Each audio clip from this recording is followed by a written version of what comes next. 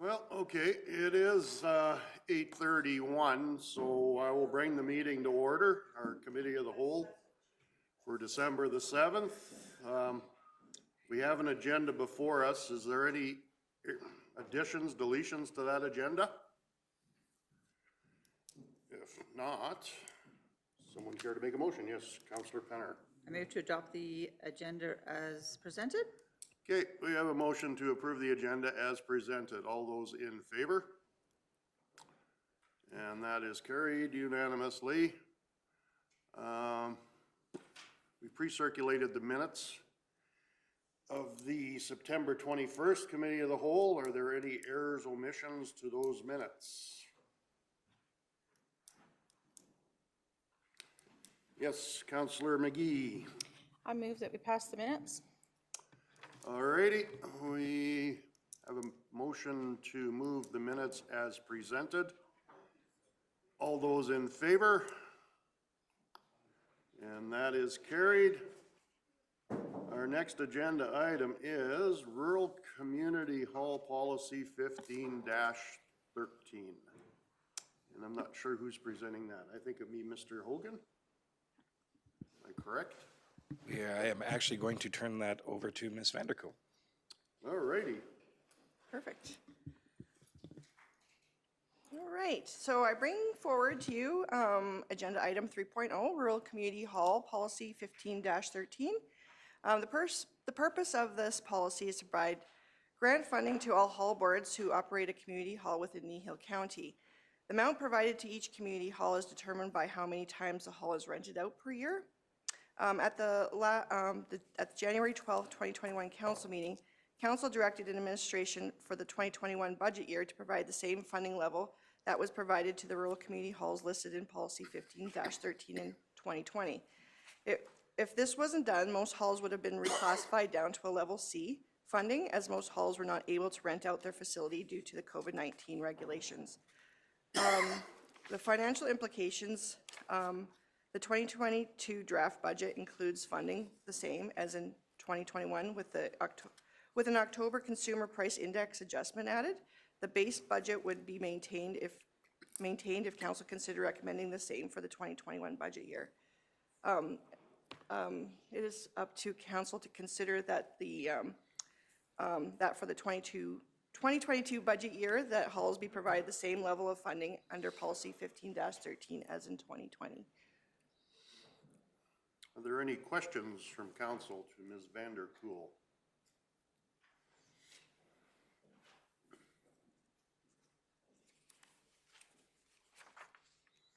If not, what is council's wishes?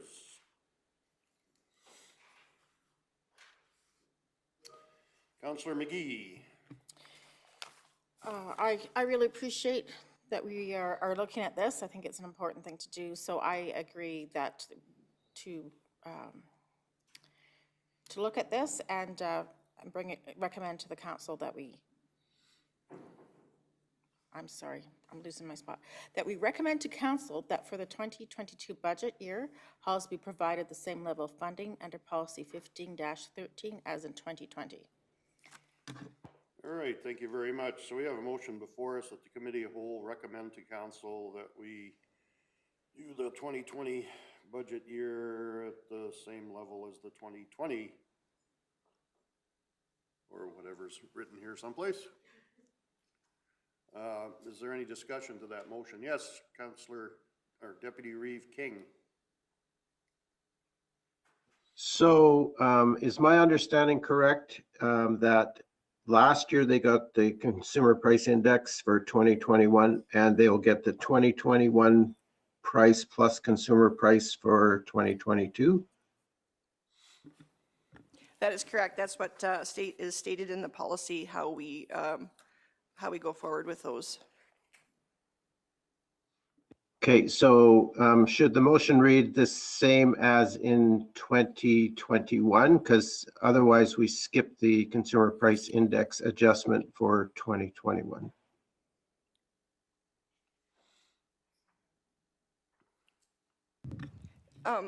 If you actually, the motion reads that's the same level of funding, it doesn't have an actual price to it. So if the Huxley Hall was at a level A, it would still stay at a level A, but would be paid by the level A pricing of 2021. Okay, fine. That clarifies it. Thank you. Yes, Councillor Penner. Just another, you're still requiring their accountability form, even if it says 0. Exactly. Yes, that's the policy states that we still require that. Is there any other discussion to the motion?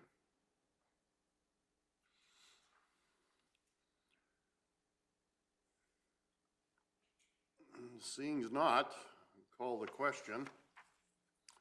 And do we have the motion up on screen? Yes, we do. Okay.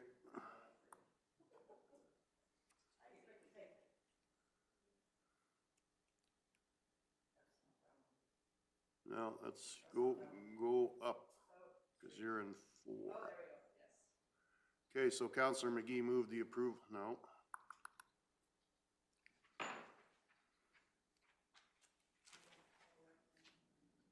So I'll wait till the motion comes up on screen.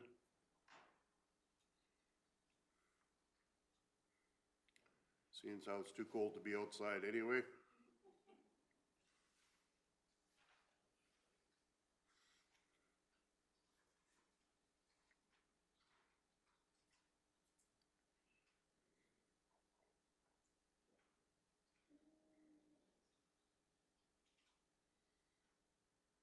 Okay, so we have the motion up on screen. That is the way you would like that motion to read, Councillor McGee?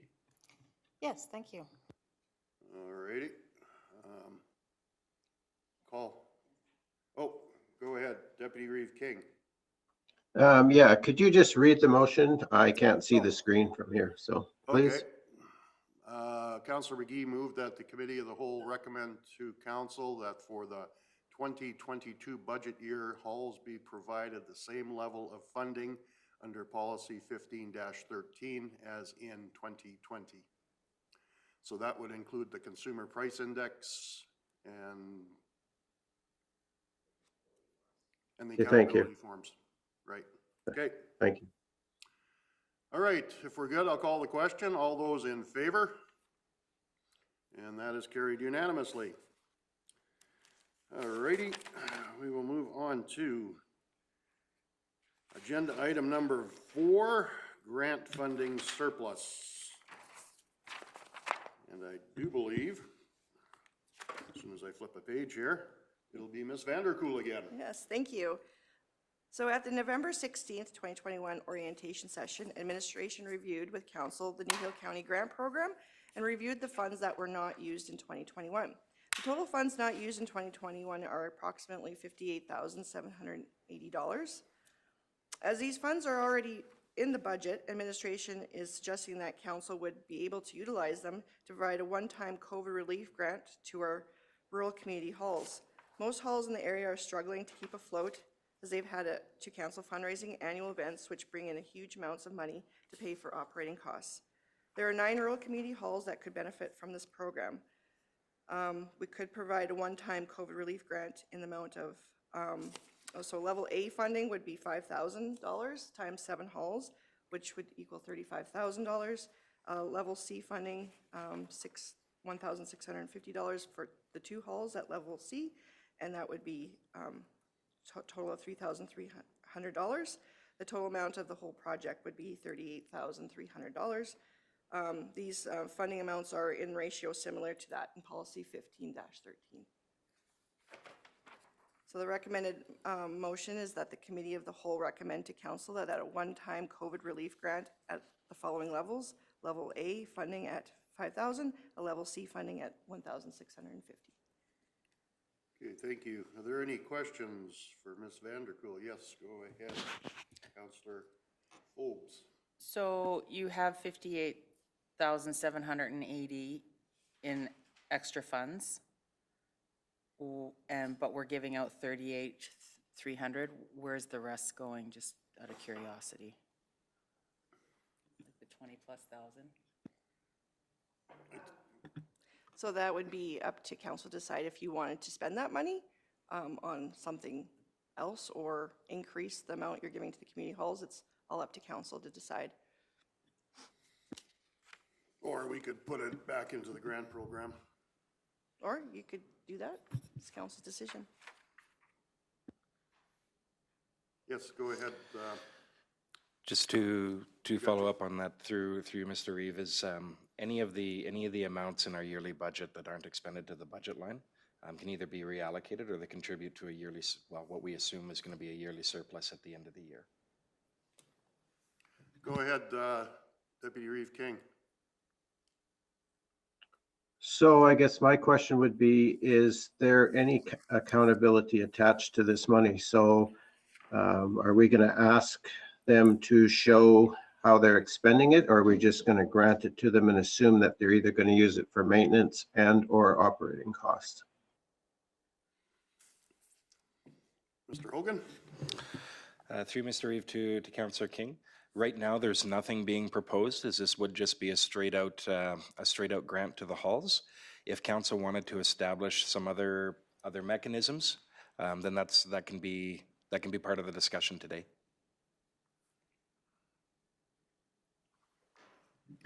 I think we should Follow-up question? Let's go ahead, Councillor Deputy Reeve King. So I assume that our objective is to try to help them cover operating costs, insurance, those kind of things that they might have otherwise had, or if they have a capital program of some kind, that would be our intent, that the money would go in that direction. And I guess my question for the rest of council is, did we want to specify, or did we want to just leave it open to their discretion? Thoughts? Yes, go ahead, Councillor Forbes. I think it needs to be specified, just because really if you're giving it as a COVID relief, it should be used for that, whether that's maintenance, insurance, whatever, especially with insurance going up, so. Okay. It's council's thoughts. Should specify, I guess. Go ahead, Councillor McGee. I like that idea, but then what process do we need? What do we need staff to do? And what if they're not using it appropriately? What do we have to back up that judgment? Are we going to then ask them to have the money back? So we're creating work by doing that, which I'm for if we think it's necessary, but we all know that the community halls have a great sense of community where volunteers come together and keep community going. And during our mental health crisis over the last 2 years, I'm pretty sure it'll be well utilized for something worthwhile. But that's just my opinion. Yeah, I would like to see it stated someplace that it's just a one-time grant. This isn't going to be a yearly contribution, hopefully. Councillor Penner. I guess part of the discussion is what is an inappropriate expense with a whole? I don't know what, because, you know, you can't, well, I guess they could if they wanted to. Meals and that kind, is that what you're talking about, inappropriate? If the executive can't go out and have a meal, or, you know, it's got to go towards the repairs and maintenance of the hall, or COVID expenses. If they're hiring somebody to be a security guard or whatever, totally up to them. Councillor Forbes. Because you're already in your yearly budget, we give to the halls anyway. They have to fill that accountability form. Can we not use the same type of form? Councillor Penner. I guess, what does accountability mean? Do you want to see invoices, or do you, because that form is just how many times it was used, that kind of stuff. So what kind of accountability do we want to put on these halls? You know, what's the definition?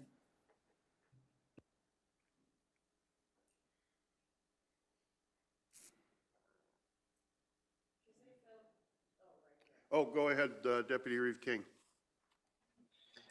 So I guess when I asked that question, I wasn't trying to complicate work for staff. However, thank you, Councillor McGee, for reminding me of that potential outcome.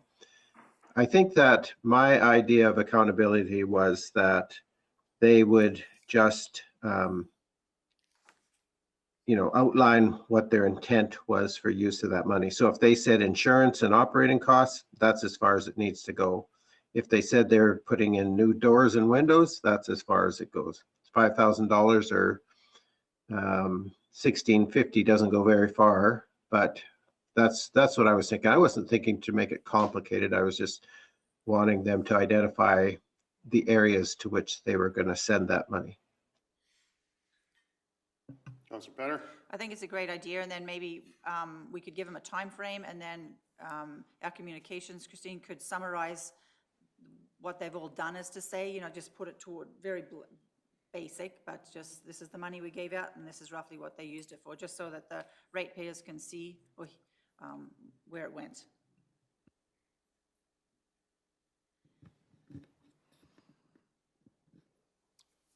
Deputy Reeve King?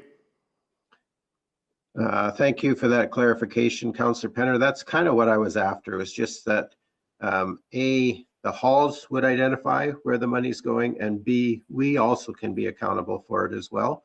I know like Huxley has some maintenance needs and other things that certainly they could address, or they might just put it toward the operating costs.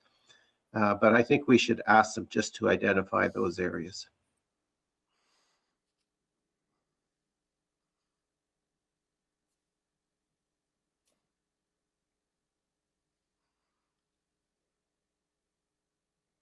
I guess further to this discussion, Councillor Forbes brought it up, there's 58,780 available. We're going to give 38,300 possibly to the halls. I just, here a few years ago, we had to turn down some youth teams for sponsorship, and that really bothered me when they went to provincials and that. We had run out of money. We had spent our 10,000 or whatever it was, and that was really hard. And I hope we never have to do that again. I'm just, I'd like to see us be able to, if they fit within the criteria, we should be able to hopefully help them out. So it did really bother me to say no to a few of the groups when we ran out of money and we were only halfway through the year or 2/3 through the year a few years ago. So I just want us to keep that in the back of our mind, that hopefully we can access some money, or when it comes to youth sponsorship, and youth seems to be a mental, an area that they're having trouble with right now. Do we always have a certain amount? Do we up it to 15, even if it doesn't get used? We always have 15 in there if we take the average from the last however many years. And I'm hoping they get back to being able to play whatever sport they want, representatives at whatever level they want. I just wanted to throw that out there for discussion from everybody. I believe we haven't used much of 2021's money either. I don't remember signing any. No, we've only used a minimal of those funds for this year and for last year. But, you know, when we do run out of money out of that account, we do bring it back to council decide what to do. Either they put more funds into it, or, so it is council's decision at the end of the day. It's not administration making that decision of who will get it and who won't get that. Yeah, it's been first come, first served. It's the way its program's been run, so.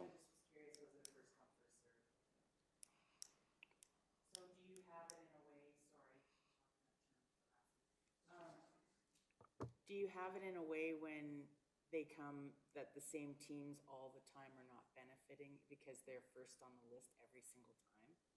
Like, I'm just wondering how that works. Generally, it's, if they're going to provincials, that's where they're going. Okay. Yeah, it varies every year, Councillor Phobes. You might have a Three Hills team going, and then the next year might be an Acme team, but it varies, and it's Councillor Penner? Sometimes it just depended when that sport fell, like, you know, volleyball's before Christmas, basketball's after. So basketball quite often would get funded because they're the start of the new year, whereas the volleyballs were coming at the end, you know, things like that. It wasn't specific to individual towns, or it's just the way it fell. And sorry, and what do they use the funds for? Like, when you say they're going to provincials, is it their fees to get to provincials, or what do they use the funding for? There's costs for transportation. Oh, okay. Sometimes I think at one point in time, they actually went and used some of those funds to buy lunch for all the kids, which was greatly appreciated. Okay. I'm just curious. Thank you.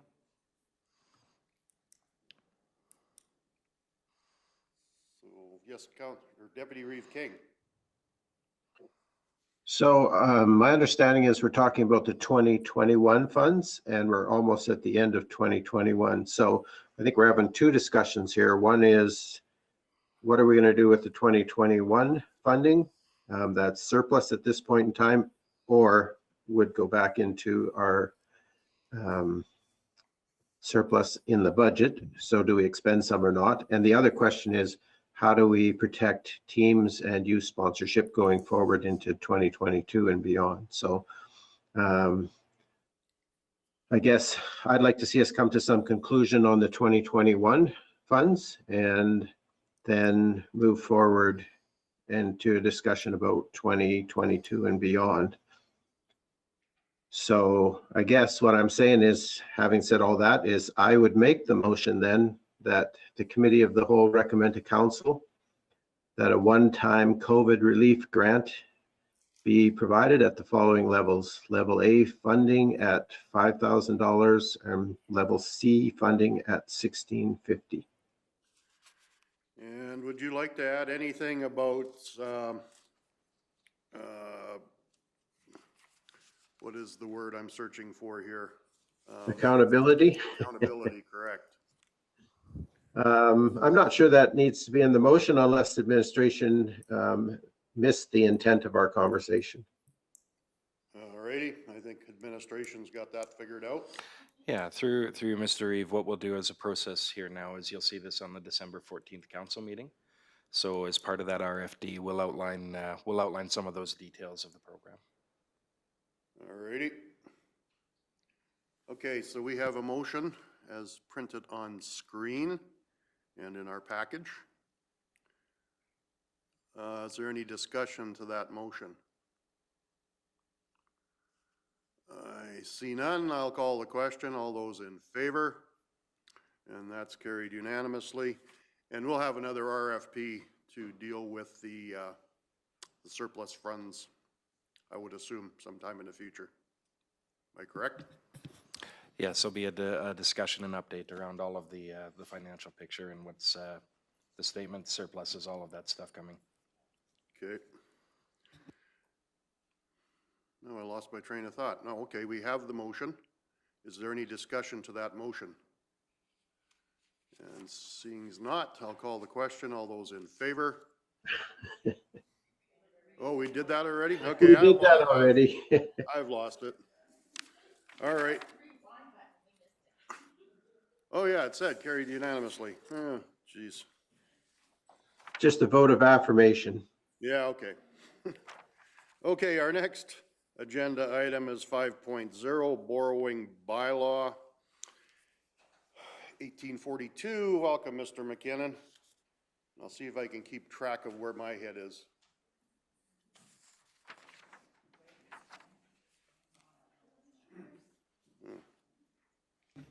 And anytime you're ready, Bill. Thank you, Chair. Annually, municipalities generally adopt a temporary borrowing bylaw. That's to provide cash flow in the event that we are short of cash. This municipality has never been in that situation, but it's always good to have a bylaw in place in the eventuality that it is required. Council, if a bylaw wasn't put in place, that could put the organization in risk of checks not being able to be processed. Bylaws do require 3 readings. That may require more than 1 council meeting, depending on the wishes of council. So it's prudent to put this in place in the eventuality that it is needed. We generally execute the agreement with our current financial provider, and that's in the actual bylaw. The amount that's being suggested is 2.5 million, which would provide adequate cash flow reserves if it was needed to be drawn upon. And again, based on the projections in the 2022 budget, and this is all mirrored with our investment and cash management program, it's highly unlikely, and we do not foresee any need to draw on the line of credit, but we're recommending to council that it be, or at least to the committee of the whole, they recommend the council that it be put in place. So similar to all the items at the committee of the whole, this is for information today. and there'll be a report coming forth to council, and there is a recommended motion for the committee of the whole to deal with today. Yeah, this is just a normal bylaw that we put in. We've never really ever used it, but it's just there for insurance purposes, so, no, not really insurance, but in case The of safety net. safety net, there we go. Are there any questions for Mr. McKinnon? Counselor Forbes? So in the actual bylaw, under that, it says that the sum's not exceeding 2 million. Shouldn't it say 2.5 million? I'm just curious why there's a difference. It's like a typo. Yeah, can somebody add? Sorry. If you're gonna do it, better do it right. I just noticed that last night when I was reading. Section 3 of the bylaw.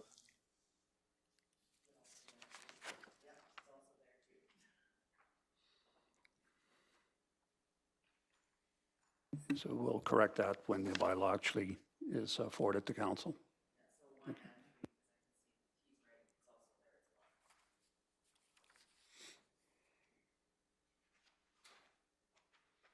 Paste and cut. Or cut and paste, the other way around. Just to ensure council and members of the committee of the whole, that did not relate to my commission. So. Okay, that's good to know. Okay, what are council's wishes? Counselor McGee? I move that council give first reading to bylaw 1842, that being a bylaw to authorize the short-term borrowing of funds from time to time as may be necessary to meet the financial obligations of Kneehill County. And I should say move that we recommend to council to give first reading, right? Yeah. Okay. So wait for that to come up on screen.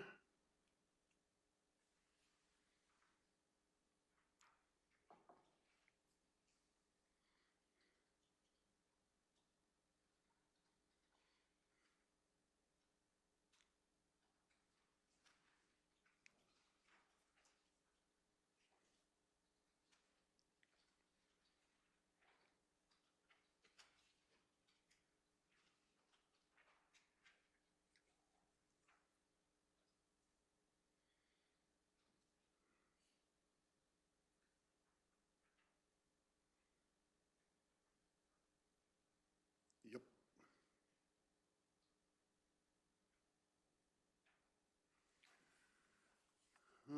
Okay, so we have a motion. I'll read it out for the benefit of Councillor or Deputy Reeve King. That Councillor McGee moved that the Committee of the Whole recommend to Council to provide first reading to Bylaw 1842, that being a bylaw to authorize the short-term borrowing of funds from time to time as may be necessary to meet the financial obligations to Kneehill County. Is that the way you would like that motion to read, Councillor McGee? Yes, thank you. All righty. Any discussion to that bylaw or to that motion? Seeing as not, I'll call the question. All those in favor? And that is carried unanimously. And I think we'll have a recess. Short recess.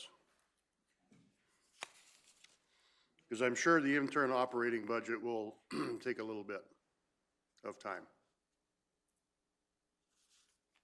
It may.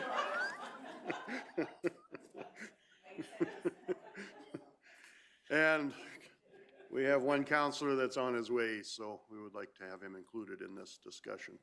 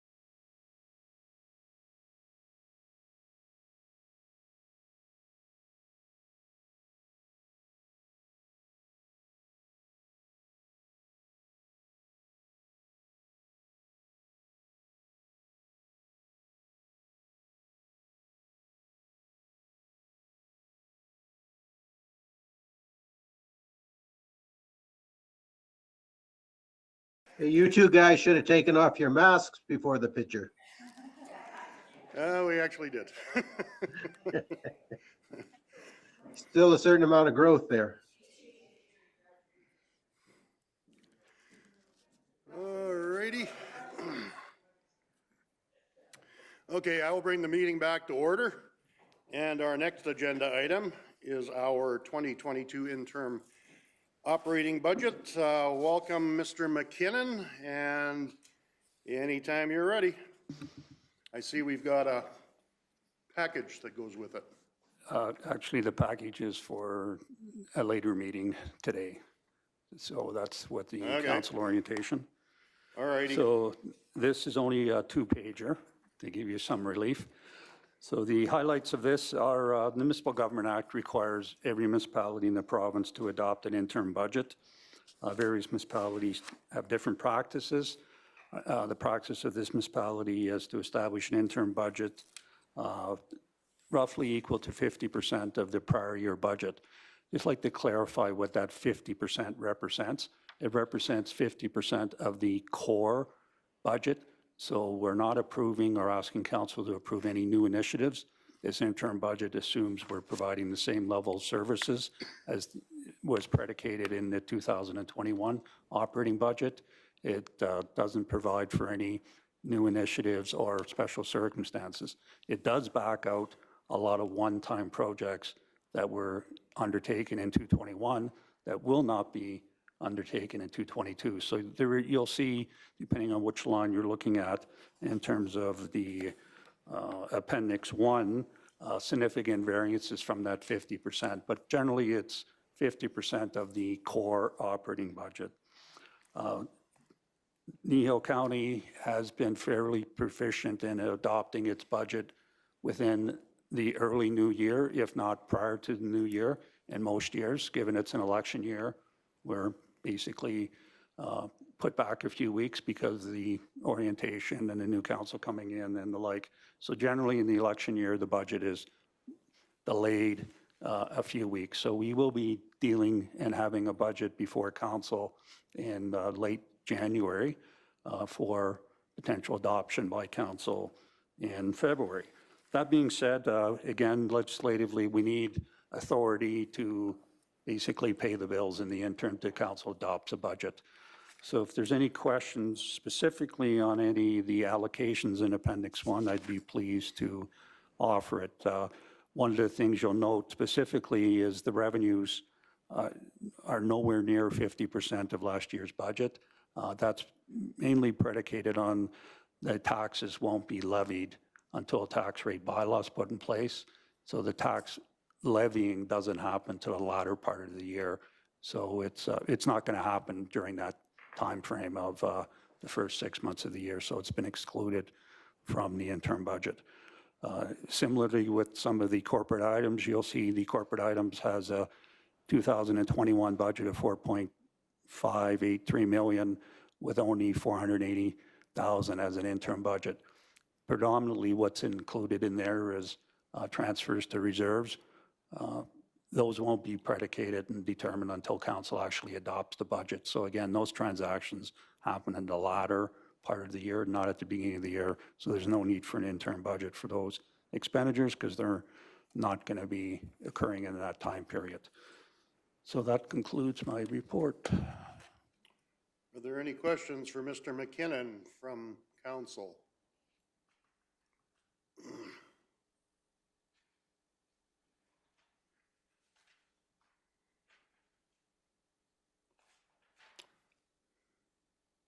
Okay, don't see any. What are council's wishes?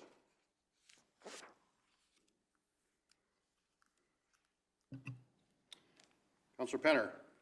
I'd make the motion that the Committee of the Whole recommend to Council that the 2022 interim operating budgets as detailed in Appendix 1 be approved. All righty. We have a motion before us. Is there any discussion to that motion prior to the question? I see none. All those in favor? And that is carried unanimously. I guess we could have done that, no, we couldn't have done that before recess. Our next agenda item. Oh, that brings us to the end of our open session. We have a agenda item for closed session, 7.1, Intergovernmental Relations, Section 21 of the FOIP Act. Would someone like to move us in closed session? Councillor Christie. So moved. Okay, we have a motion to move into closed session. All those in favor? And that is carried.